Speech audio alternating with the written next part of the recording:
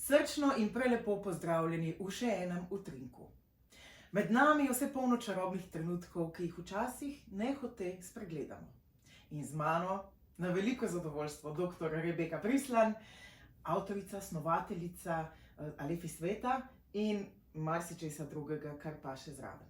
Od vrhunskih kozmetičnih izdelkov, s katerimi lahko lepotno zaželimo, do tistih, ki zahtevajo mogoče od nas malce več poguma in vpogleda vase. Kako si danes? Odlično. Odlično. Super, jaz tudi. Čaka nam en poseben utrinek, ampak preden se ga lotiva, morda povejva, kako je do teh utrinkov sploh prišlo.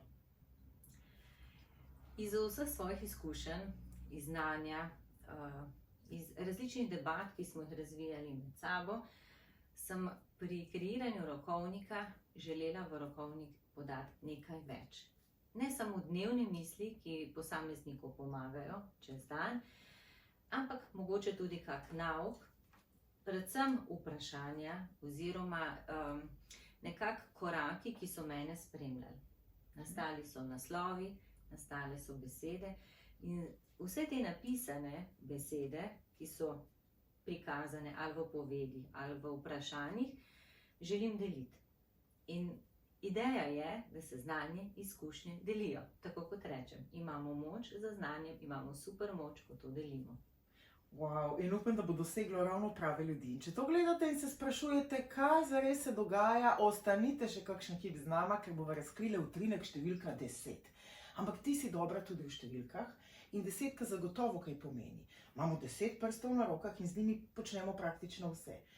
Že vizualno je številka taka, da ima enko kot enega možička postavljenega, zraven pa debelo okroglino, kroge, to imaš tudi ti rada, te spremljajo, pa 9, pa 6.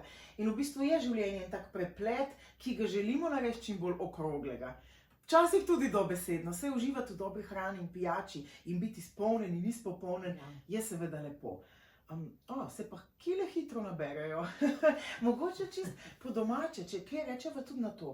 A je možno, ko včasih reče, nič ne delam takega, pa se kar redim, kdo? A je možno, da se včasih te kile pripeljajo po nepotrebnem, z drugih naslovov?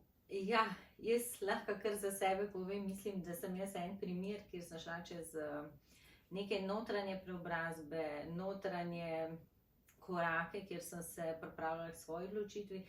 In pri meni je bil prav stres tisti, ki mi je podaril oziroma mi je dal kilograme gor.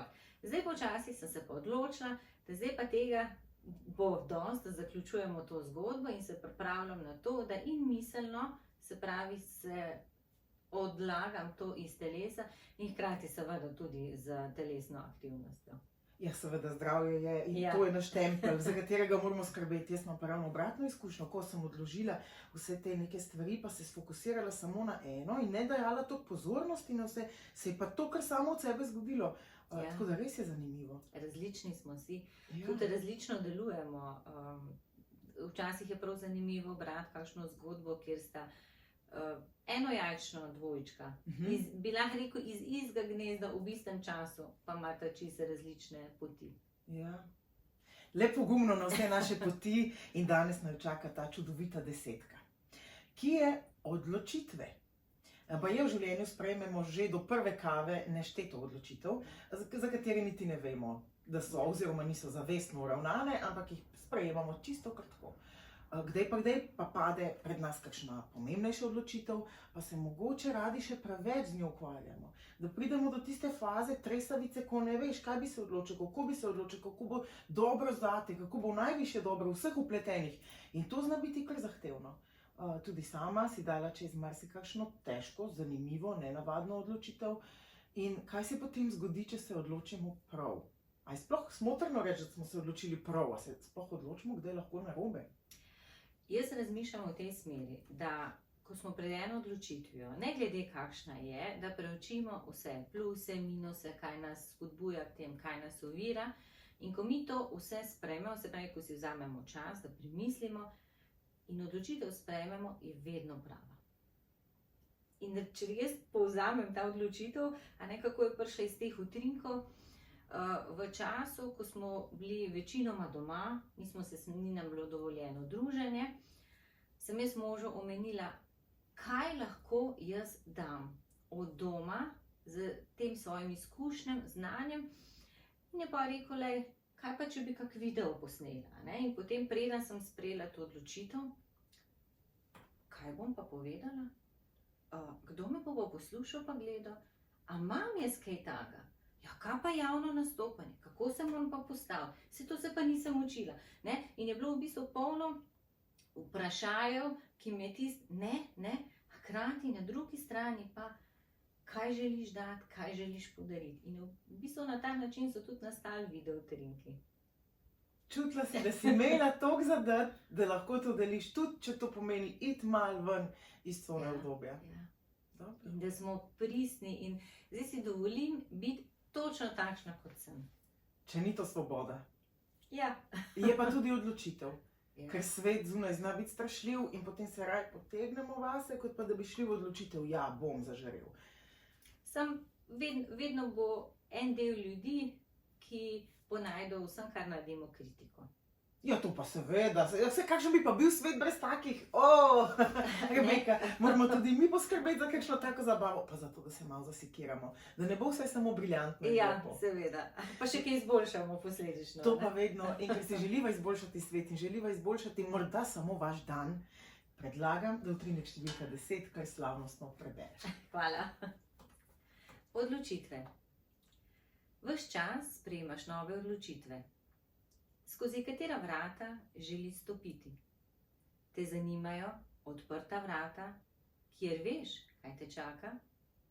Te mikajo zaprta vrata, čeprav ne veš, kaj se skriva za njimi? Ne hiti, premisli. V pravem trenutku boš vedel, kako naprej. V pravem trenutku boš vedela, kako naprej. Začuti pravo pot. Naj te vstop skozi nova vrata obdari z mirom, ljubeznijo, hvaležnostjo in svobodo. Ceni in sprejmi izkušnjo. Hvala za ta utrinek. Včasih v hitečem svetu se težko ustavimo in si dovolimo vzeti čas, bodi si za odločitve, bodi si za premik naprej. In mislim, da je tole kar hvale vredno, da si dovolimo razmisliti, potopiti se vase in videti, kaj se tukaj not skriva. Nas bremza pred ja, ali je bolje reči ne, pa si morda ne upamo. Skratka, tukaj je eno ogromen svet, lepi svet, kjer lahko ugotavljamo, kdo smo, kakšni smo, kaj v nas trenutno poje in kam si želimo naprej. Včasih je fajn analizirati, ker če imamo mi neke nepredelane stvari, se nam bojo ves čas ponavljale. In če si vzamemo čas in se rečemo, aha, to se mi je podobno zgodilo, ali pa recimo, če sam nekako dobivamo neke elektronske sporočila, ki niso glih prijazno naravnana. Ni, da bi bilo strokovno, nevtralno, ampak je malo s tisto noto neprijetnega. In če dobimo od enega, pa od druga, pa od tretjega, rečemo, kaj je zdaj to? Zakaj jaz dobivam elektronska sporočila napisana na tak način? Kaj jaz sporočam? Kaj je tisto, ali me prizadene? In ta druga stvar je, zakaj se mi to dogaja. In v tem primeru odločitev moj velik nauk je bil, da pri marsikateri stvari počakam. Včasih, ko sem dobila neko ponudbo za sodelovanje, elektronsko sporočilo, in tudi, če sem začutila, ja, super, jaz bi takoj odgovorila, ja, sem za. Živijo, impulziven človek, seveda, dajmo, že delamo. Ja, ne, zdaj počakam. Lahko en večer, oziroma koliko mi je dovoljeno na nek način.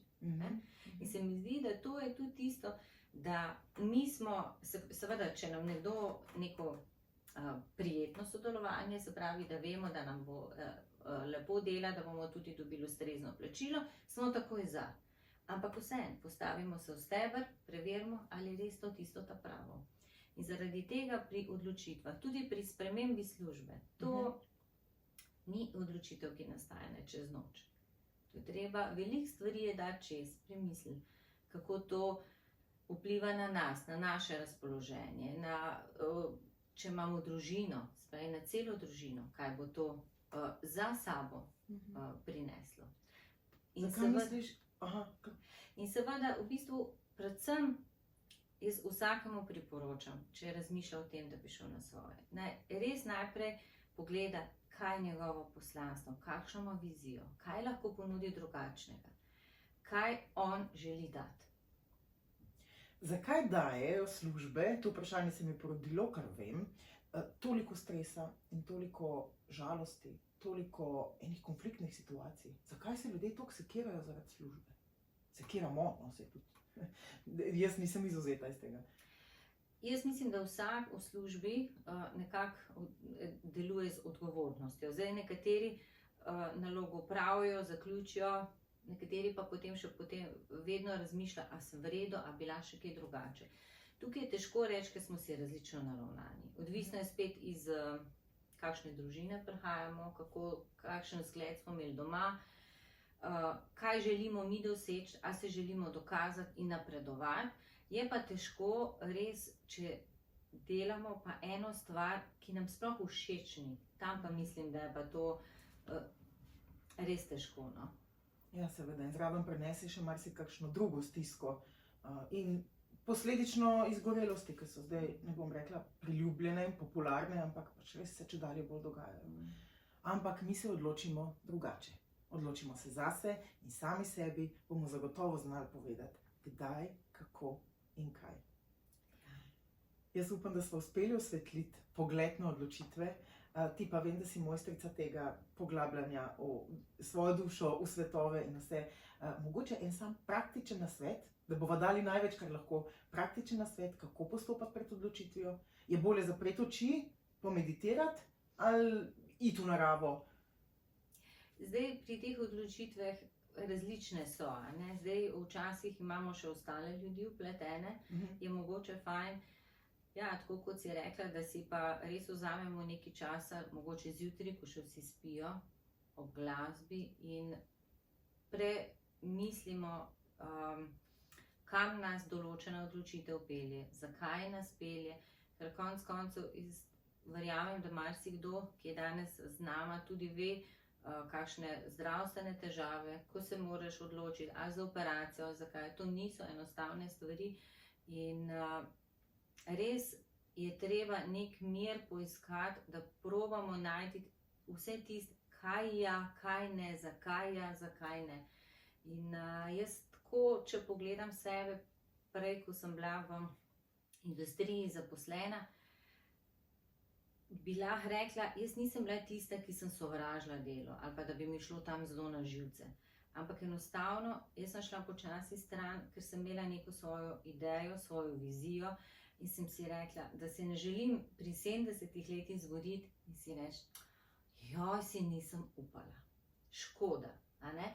Jaz sem šla iz tega vidika, sem zamenjala svojo poslovno pot, ker sem nekako čutila, da bi rada nekaj dala drugega. Ja, ostajam še vedno v znanosti, še vedno v kemiji, razvijam kozmetične izdelke, tudi za podjetja in sem iskreno zelo vesela, ko na policah vidim njihov izdelek in vem, kakšna zgodba je zadaj. To so res, vsi so srčni projekti. Na drugi strani me pa ta svet čutenja, svet energij, nekako tako me je pritegnil, tudi sama sem šla čez razne bolečine po okončinah in ko protibolečinska tableta ne pride in sem si mogla vzeti čas zase, kaj se mi dogaja, zakaj me telo ustavlja in tudi iz tega vidika, ker rada stvari analiziram, mi je v veliko oporo to slikanje energijskega polja in tudi vsakemu svetujem pri večjih odločitvah, kakršne koli so, jih je fajn sprejeti, ko smo mi energetsko stabilni. Pa ste stabilni? Niste? Ne veste, kaj to sploh je? Kako bi to lahko preverili? Rebeka ima aparat in vam pri tem lahko pomaga. In da ne bo zvenelo preveč reklamno, vsekakor zagotovo se tudi sama raje naslonim na nekoga, ki je svojo pot že dal, ki je zanimive odločitve že sprejel in seveda, da ni lahko, ko te nekaj pokliče, pa sprejmeš nekaj, kar je morda celo kontra razumevanju sveta in ljudi okoli tebe. Ampak le pogumno naprej in če vprašamo najstarejše, bodo rekli, da jim nikoli ni bilo žal za stvari, ki so jih naredili. Prej so obžalovali tiste, ki jih niso. Jaz vam iskreno želim, da danes sprejmete vsaj eno res dobro, zanimivo, bogato odločitev ki bo vsaj ponudila kakšen dober utrinek. Hvala ti, Rebeka. Hvala tebi.